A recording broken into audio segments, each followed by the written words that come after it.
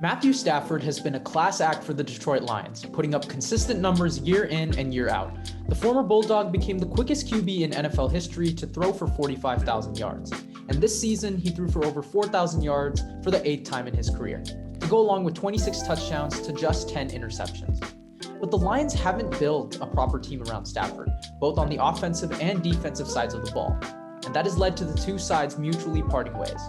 With that being said, another great QB is now on the open market, and that leaves us with the burning question.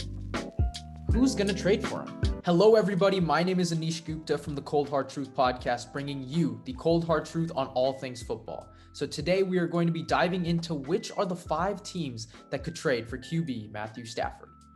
Now, before I get into it, I just want to ask you guys to like, comment, and subscribe down below. It only takes a couple seconds of your time, and we would really appreciate it. You guys have been killing it these past few weeks, and I can't thank you guys enough for all the support. So with that being said, my honorable mention would be the New England Patriots. Now, Stafford and McDaniels would be a really nice combo, and this team has the 4th most cap space in 2021.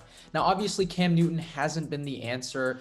Again, 8 touchdowns to 10 interceptions. I know he was good on the ground, but just hasn't been good as a passer, and we need that from Bill Belichick. He uses quick throws, quick darts, and Matthew Stafford is great at that while also being able to throw the ball downfield.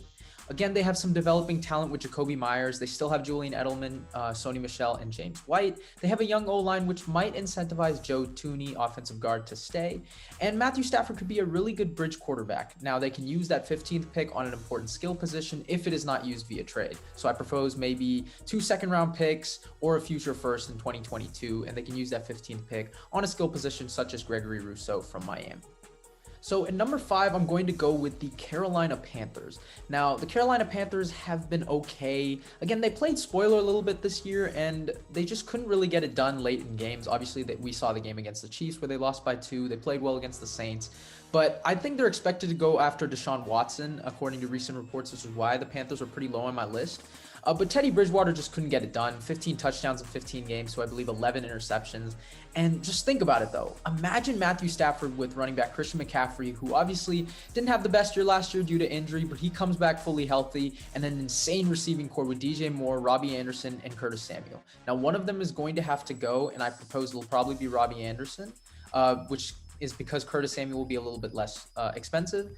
But with that receiving core, Christian McCaffrey, and a young offensive line, I think this team could be really great with Stafford. And again, don't forget about that young defense with Brian Burns, Derek Brown, and they've got some good pieces in the secondary with Trey Boston and Dante Jackson. Now, this Panthers team could play spoiler next year, and it's one of my sleeper teams going into 2021, and Stafford could potentially get them a winning season. Now, at number 4, I'm going to go with the Los Angeles Rams. Now, this is completely my opinion. I think the Los Angeles Rams, it's a really interesting team. I think their championship window is still open, but Jared Goff is unfortunately not the answer. And I've defended him countless times on this podcast, but again, he just can't elevate this team, and I think they do need another answer at quarterback. And with Sean McVay, I think execs around the NFL are believing if Sean McVay can't develop Jared Goff, then really who can? So it would be really interesting to see Matthew Stafford with Sean McVay. Obviously, they have the best defense in the league, led by, of course, Aaron Donald and Jalen Ramsey, and it would be by far the best defense that Matthew Stafford has ever played with. It's got a great set of receivers led by Robert Woods, Cooper Kupp, and Josh Reynolds if he stays, and don't forget Van Jefferson. Obviously, Tyler Higbee could develop, as Matthew Stafford has been known to use as tight ends. And of course, with Sean McVay-led offense, doesn't get much better than that. And while Matthew Stafford doesn't have the highest ceiling, he could take this team atop the NFC West, and with this defense could potentially take them pretty far in the NFC. Now, at number 3 is the Denver Broncos. Now, in my previous video on Deshaun Watson, I stated that the Denver Broncos have not found a surefire thing at quarterback since Peyton Manning. They've been trying to develop talent, and it just hasn't worked. And I'm not sure that Drew Lock is really the answer after having a pretty bad year despite injuries. Just hasn't been the same, obviously, since that rookie year, and I don't think he's the answer at quarterback. Now, Stafford would be really great in an offense with diverse running backs and receivers. Obviously, they have Phillip Lindsay, Melvin Gordon, Cortland Sutton, Noah Fant. Obviously, they also have Tim Patrick, who kind of developed. Again, great set of receivers, tall, fast, great route runners, and then running backs, one's a power back and one's elusive. So it would be really helpful for Matthew Stafford. Again, a young developing offensive line led by Garrett Bowles. And I think this defense is also going to be really good next year. Bradley Chubb. They would probably have to give up Von Miller, as I previously said. But Bryce Callahan, AJ Boye, Justin Simmons, a great young secondary. And this AFC team, obviously the AFC West is going to be very competitive with Patrick Mahomes and Justin Herbert, but Matthew Stafford could make it really interesting with Denver.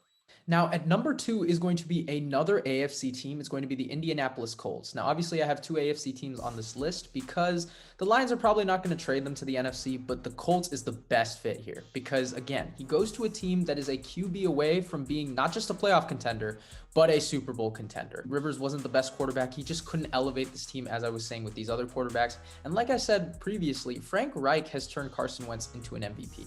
Imagine what he could do with Matthew Stafford, who's had MVP caliber years. T.Y. Hilton came into his own in the second half of the season. He also has a diverse running back group in Jonathan Taylor, Marlon Mack, and Nyheim Hines, along with probably one of the best offensive lines in the NFL, led by Quentin Nelson. This is a top 5 to 7 defense led by Darius Leonard, and what is there not to like here? It's a perfect situation. The division is wide open, and Matthew Stafford, again, could take this team not only past the AFC South, but to the top of the AFC. Now, at number 1 on my list, it's similar to the Watson video, but it is the San Francisco 49ers. Now, this one has been the most talked about destination. Apparently, there have been some reports about Matthew Stafford, a trade being kind of offered by the San Francisco 49ers. Watson could be too much to chase. Obviously, it's going to be a lot of draft capital that you're going to have to give up. But Stafford isn't that much down. Obviously, there's a clear difference, but for the Niners, you don't necessarily need an elite game-changing quarterback. You have a really good defense with Nick Bosa, Fred Warner, right? You have a really good offense with George Kittle, Deebo Samuel, Brandon Ayuk, and a really good set of running backs. I think a quarterback that can just get the ball downfield would be very key in a Kyle Shanahan offense, and that is exactly what Matthew Stafford would bring to the table. Now, this is a great zone scheme with fast, versatile receivers, and again, I think Jimmy G has kind of lost the faith of Niner fans after another mediocre season. 5 touchdowns in 6 games, it's just not going to cut it. And I think with Stafford, the Niners, obviously with the NFC kind of being a little bit up in the air now, right? With the Packers, there's questions with Aaron Rodgers. The Saints obviously lost Drew Brees and are probably on the decline, being over the cap. The Seahawks are kind of in the decline as well. I don't think Russell Wilson can take this team back to a Super Bowl. So the Niners could really win this NFC West. And if they were to get Stafford, obviously they might have to give up the 12th pick. But if they can give up a few day 2 picks with the 3rd round picks that they've received from Robert Saleh and another minority coach that they let go of, I think this team could be very, very dangerous. So those are my landing spots for QB Matthew Stafford. Let me know what you guys think. Was there any team I missed? Was there any team that I talked about that you could have mentioned something else about them? Let me know what you guys think in the comments. I'm interested to hear what you guys say. Thank you guys so much for the support recently. Again, leave a like, comment down below. It only takes a couple seconds of your time. Thank you guys so much for watching, and we will see you next time.